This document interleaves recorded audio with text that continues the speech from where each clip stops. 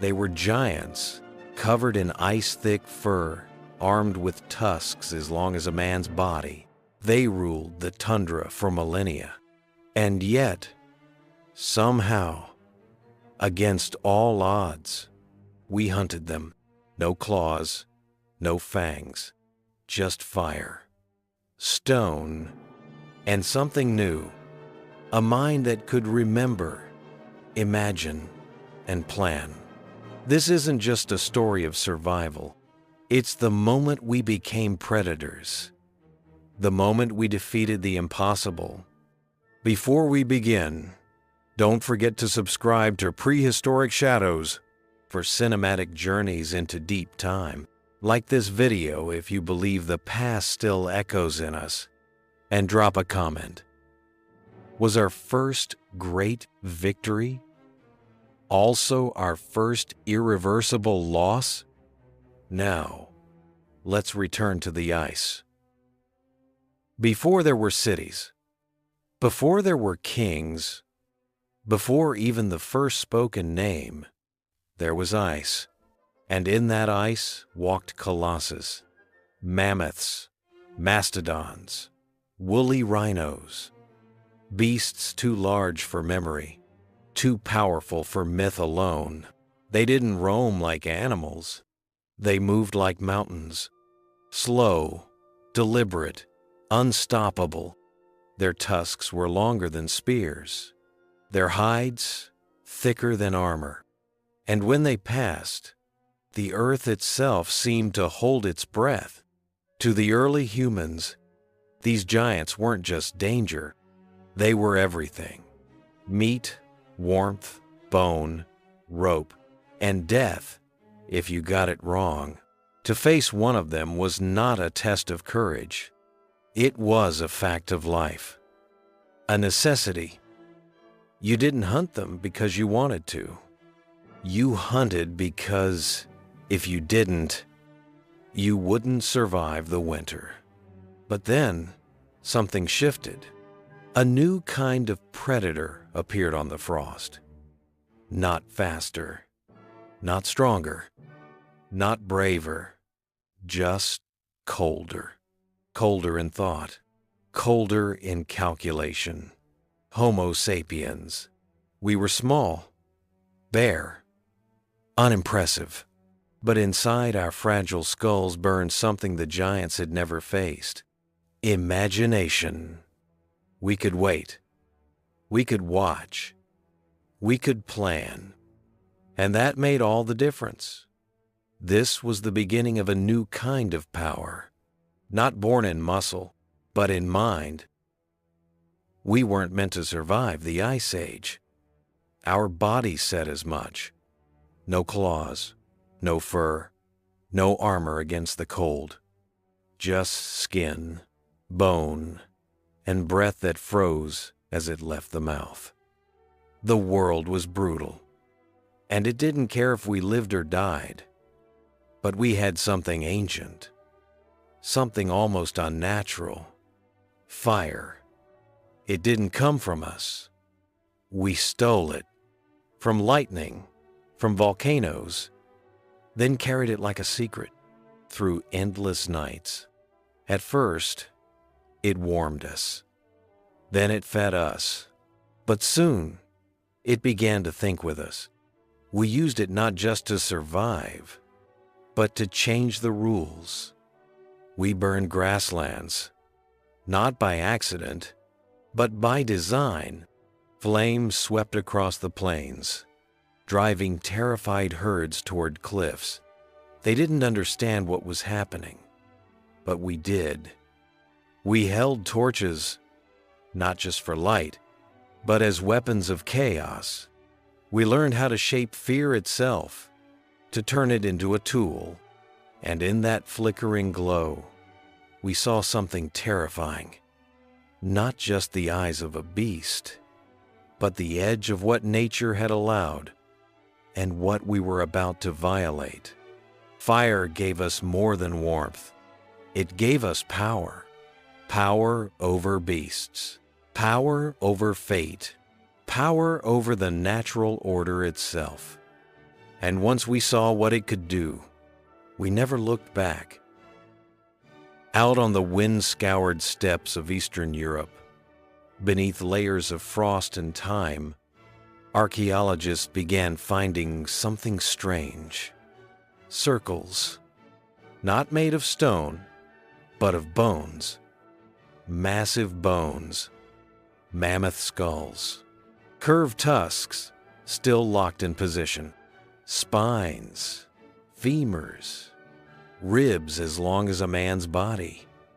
And they weren't scattered by scavengers or time. They were arranged intentionally, symmetrical, repeating, man-made. At first, some thought they were shelters, others, ritual sites. But the truth was colder, simpler, darker.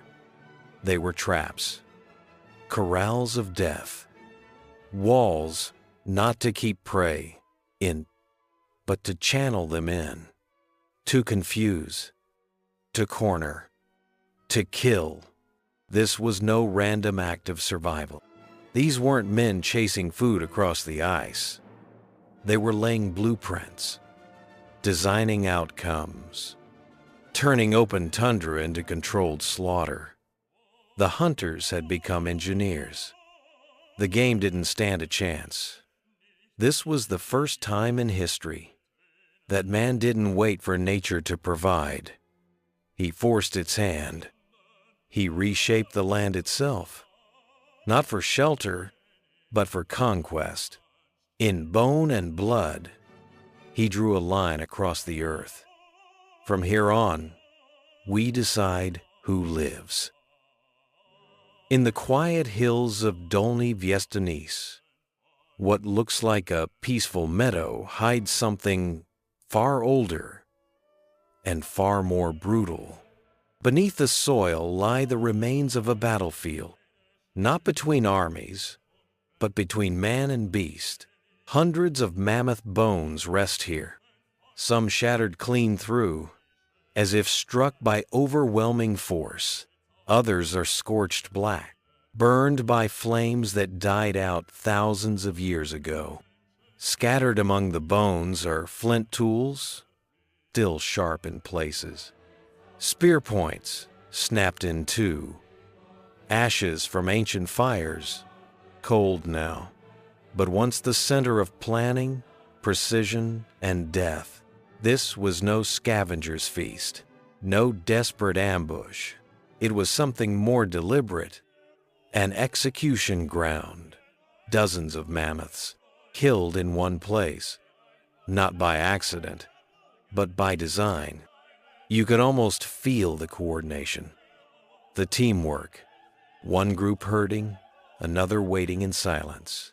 Each movement calculated, each step warfare. The men who stood here weren't just hunters. They were tacticians, thinkers, builders of death. And the mammoths, despite their power, despite their size, never stood a chance. This wasn't the triumph of strength. It was the triumph of strategy. We didn't just kill them, we outthought them. A mammoth could crush a man with a single foot. It didn't need to roar. It didn't need to chase. Its very size was a warning. You don't belong here. But power has limits. A mammoth couldn't chart a landscape. It couldn't read the wind. It couldn't lay a trap or teach its young how to avoid one. We could. That was the turning point. What we lacked in strength, we made up for in memory, in observation, in imagination. We saw patterns. We noticed behaviors. We remembered what worked and what failed. And, most importantly, we shared it. One generation showed the next. How to shape stone. How to read the herd. How to wait for the right moment, then strike with precision. That kind of knowledge didn't die with the individual. It lived on. It accumulated. And soon, we were building something far more dangerous than any weapon. A system of thought. The mammoth's power peaked at birth. Ours grew stronger with every passing season. Because we weren't just surviving, we were adapting. And for the first time in Earth's long and brutal history, an idea could kill. The greatest weapon ever wielded was the human mind. And once it was aimed, nothing, not even giants, could stop it. We weren't just hunters anymore. We had crossed a threshold, one that no beast could follow. We had become architects of death. Our ancestors didn't simply chase prey across the plains. They shaped the land to control it. They dug deep pitfall traps hidden beneath leaves and snow waiting for a heavy step. They rigged deadfall logs to swing or crash down with lethal force. They scouted narrow valleys where sound echoed, where there was only one way in and no way out. And they did it all without maps, without written words, just memory, gesture, and silence. They watched the terrain. They placed themselves like pieces on a board. And when the moment came, they struck as one. This wasn't hunting. This was warfare. Cold, methodical, intentional. The mammoth had strength. But we had coordination. And that made all the difference. Because no matter how massive your body, you cannot outfight a tribe that thinks like a single mind. We had evolved beyond instinct. We were no longer acting alone. We were organizing, planning, executing. And in that moment, something terrifying was born, not to the beasts, but to the world itself. A collective will, a species with purpose, not to endure, but to conquer. Across the vast reaches of Poland, Germany, and Siberia, beneath layers of soil and frost, lie the bones of giants, but not scattered in chaos, not broken by time alone. No, they lie in patterns, always the same species. Mammoths, and not just any mammoths, but prime-aged adults, the kind that yielded the most meat, the best hide, the strongest ivory. Always the same tools. Flint blades, sharpened spears, stone points fractured on impact, right where the ribs broke, and always near the same locations. Ancient campsites, fire pits, middens piled with cracked marrow bones. This wasn't coincidence. This wasn't scattered survival. This was a campaign, a deliberate, multi-generational assault on the greatest prey the Ice Age had to offer. It was long. It was slow, and it was relentless. We didn't fight all at once. We fought season by season, herd by herd, generation by generation. And the Earth still remembers. You can trace the kill sites on a map like battlefields. They stretch like military routes, from river valley to valley, from forest edge to frozen plain. It wasn't just about food, it was about control.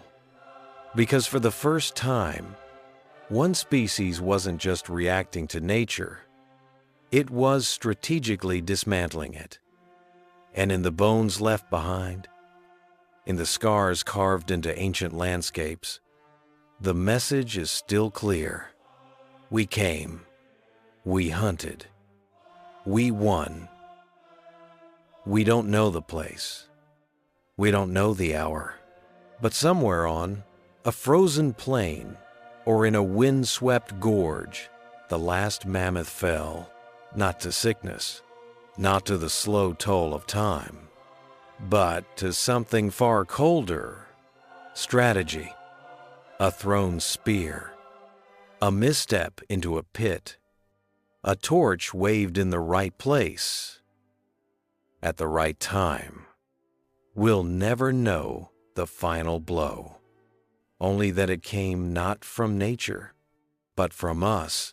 That moment, quiet, almost invisible, was the end of one world and the brutal birth of another. The age of giants was over. For hundreds of thousands of years, mammoths ruled the tundra. They shaped migration routes, determined where predators thrived, and stood as monuments to untouchable power. But with one final kill, that era ended, and something new took its place. Apex. We were no longer prey, no longer shadows beneath their towering forms.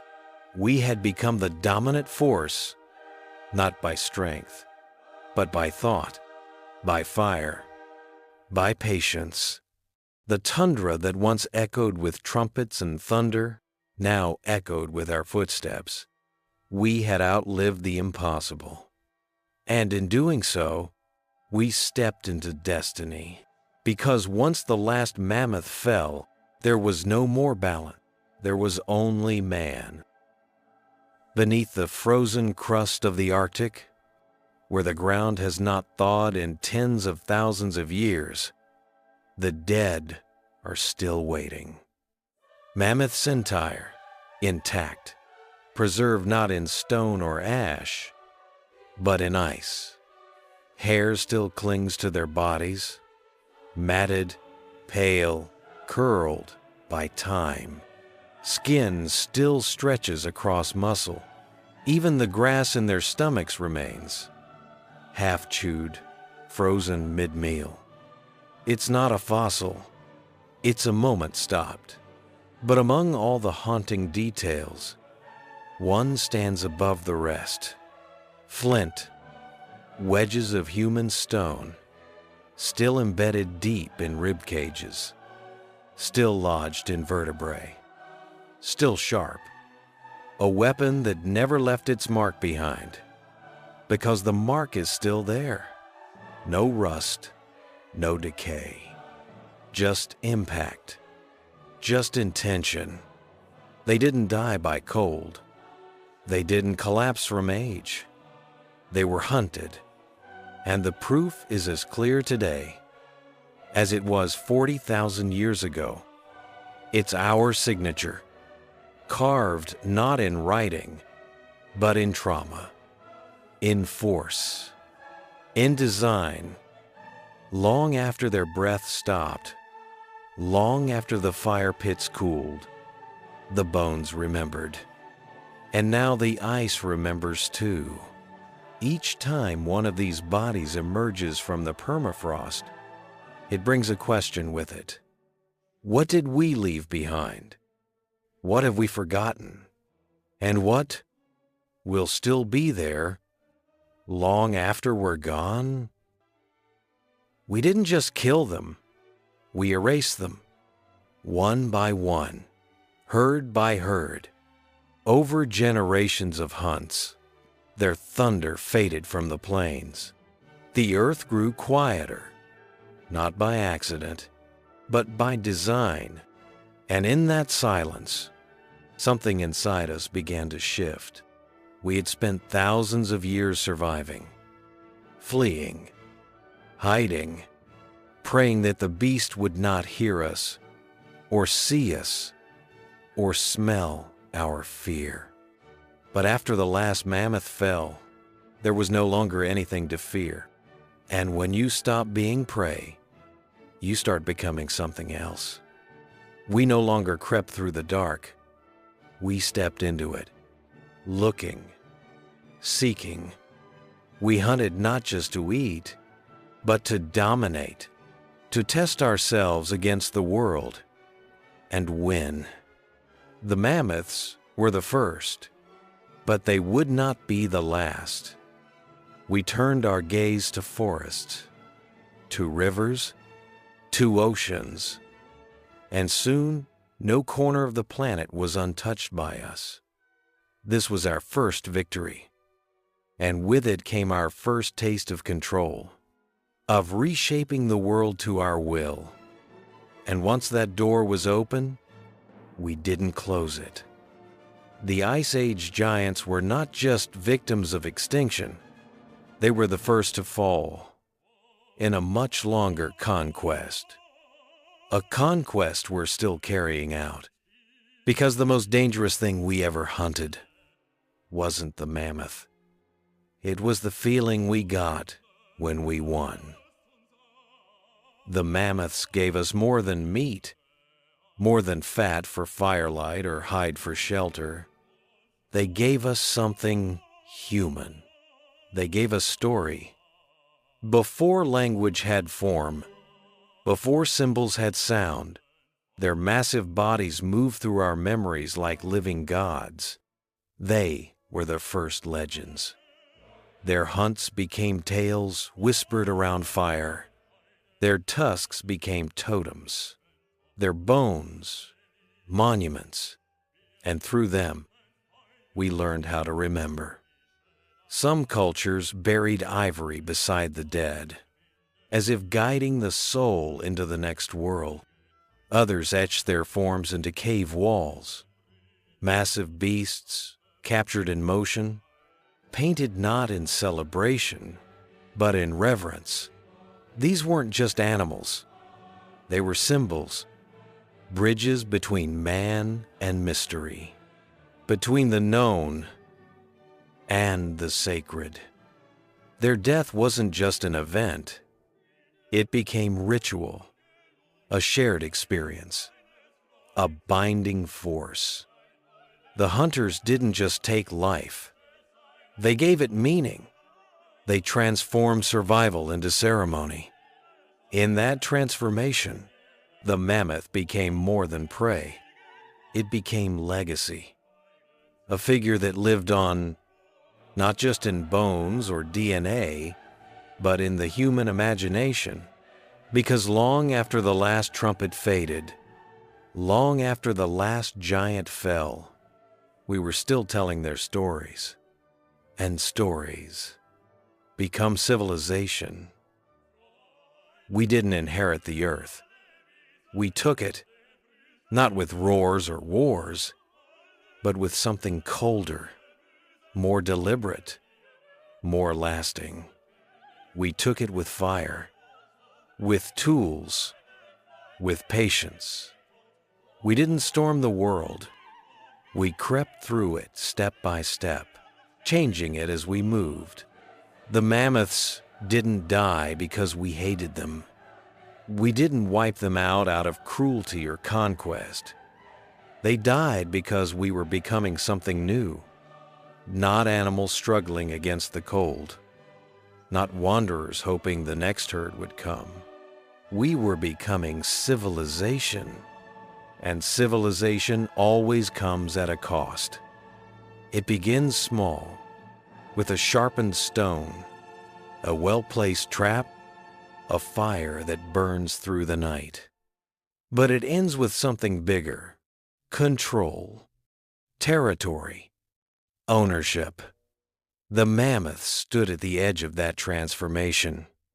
They were the last to live in a world untouched by us, and the first to fall when we decided the world would answer to us. That wasn't evil. It wasn't even personal. It was inevitable. Because once we learned we could shape the future, we never stopped. We crossed a threshold from survival into power.